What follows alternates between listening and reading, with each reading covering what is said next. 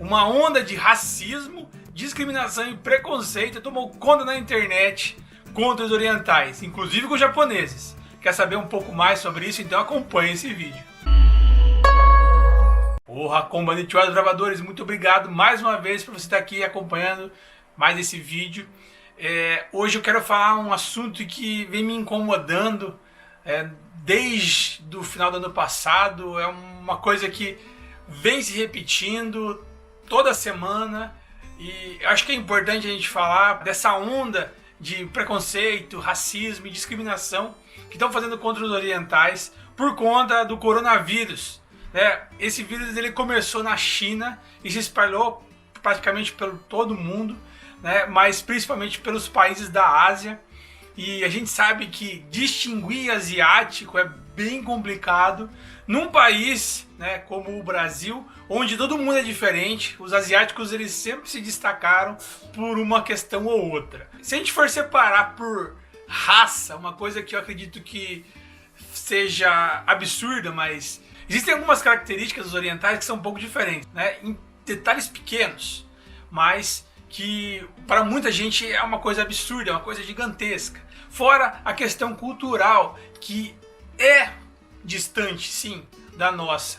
Mas a gente não pode esquecer nunca que para o ser humano existe só uma raça, a raça humana. Separar os seres humanos por raça é uma forma de discriminação.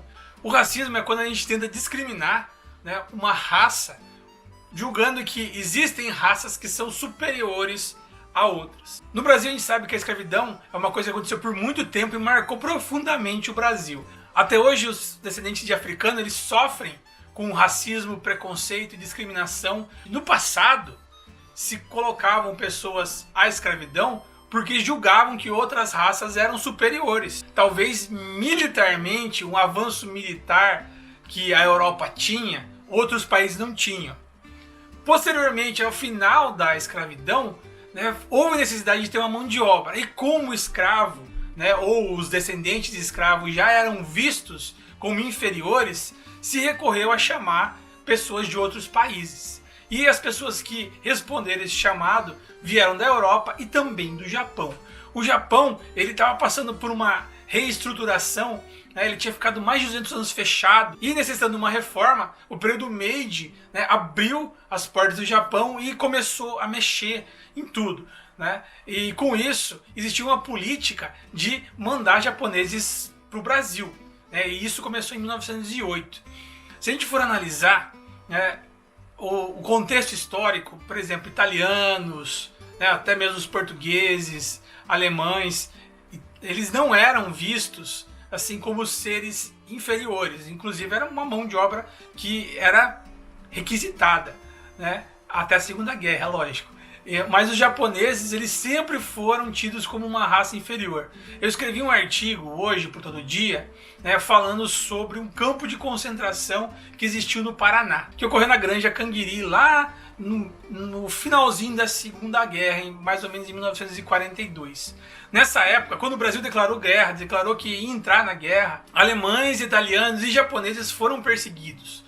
Os que mais sofreram foram os japoneses porque realmente eles já eram tidos como inferiores, já se tinha essa visão de serem inferiores. Mas isso, até a Segunda Guerra, era uma coisa que, vamos dizer assim, a sociedade, a moral daquela época aceitava.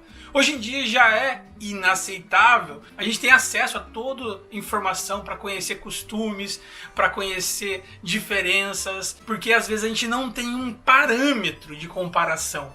Ou às vezes o nosso parâmetro de comparação é muito distante. Eu tenho visto muitas reportagens falando que japoneses estão sendo discriminados como se fossem chineses. Essa confusão sempre existiu e acredito que sempre vai existir, porque infelizmente são países muito distantes do Brasil, do próprio Estados Unidos, e dessa maneira é muito fácil confundir, levando em conta as características físicas. Apesar de ser diferente, um chinês é diferente de um japonês, que é diferente de um vietnamita, de um filipino, de um tailandês, o que você quiser falar, existem diferenças. Se, por exemplo, você estivesse em outro país e te chamassem de argentino, de chileno, sei lá, às vezes de espanhol, de latino que fosse, Tenho certeza que você ia ficar chateado, porque você acredita que você tem uma identidade. Nós, brasileiros que não somos um povo que tem uma identidade, sim, uma miscigenação muito grande. Infelizmente, a grande maioria de nós do Brasil, nós não temos oportunidade de sair do país, não temos oportunidade de ver outras culturas, de ver outros povos. No Brasil é muito engraçado, né? E uma coisa importante dizer que a qualquer momento que a gente esteja passeando, indo para o trabalho, na rua, a gente nunca vai encontrar pessoas com características iguais. Todo lugar que a gente for tem pessoas diferentes, né? No Japão é bem diferente e na China é igual, né? Você vai ver só uma etnia, né? Sempre. E com isso a gente acaba se acostumando. Eu vi várias reportagens de japoneses que foram ofendidos nas redes sociais, de restaurantes que foram quebrados achando que eram chineses, né? Que ali estavam.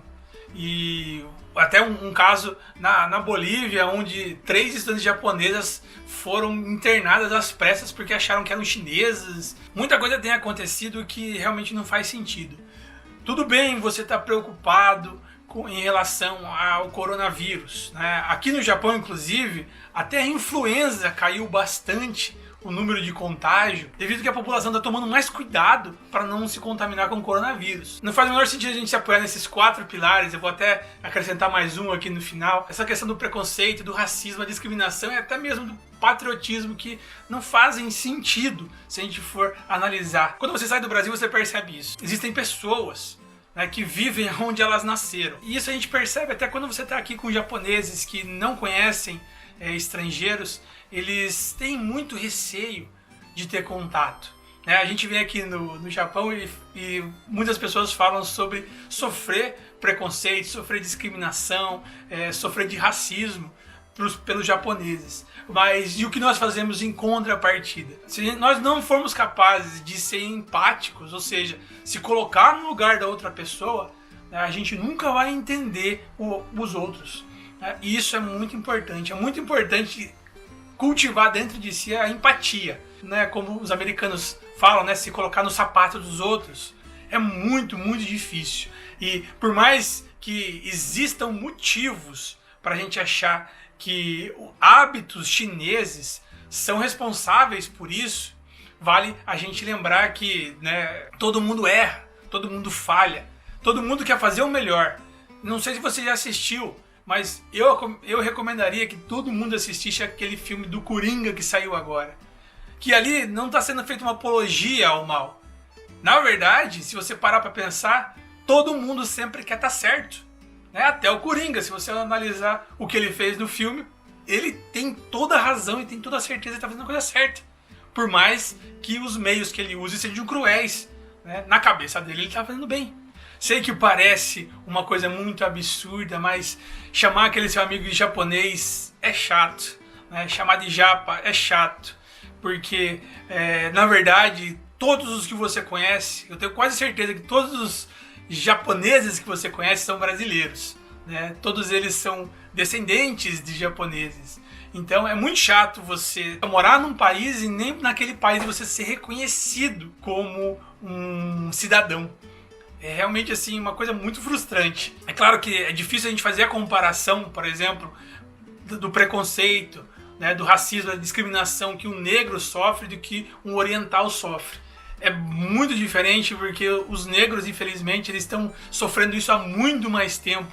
E as histórias que eles tinham para contar, infelizmente, muitas delas já se perderam, né? Os japoneses escreveram diversos livros sobre as experiências que eles tiveram no Brasil, né? Inclusive, recomendo que você busque saber mais sobre essa experiência que os japoneses tiveram no Brasil no passado, para você poder entender quando vier para cá. Eu vou deixar aqui hoje o link do artigo que eu escrevi, espero que você possa ler, compartilhe com o seu amigo, aquele seu amigo que você conhece que é do Paraná, que não conhece essa história. É importante a gente saber sobre essas coisas para evitar que elas aconteçam de novo e que a gente entenda que esses 4 pontos, essas 4 palavrinhas, né, elas precisam ser compreendidas para que a gente não repita esses mesmos erros no futuro, tá certo? Então agradeço você que assistiu. Não esquece de deixar o teu like, deixar o teu comentário. Você também já sofreu preconceito por ser japonês? Deixa aí seu comentário. Então é isso, domo arigatou gozaimasu para Dori-san. Valeu!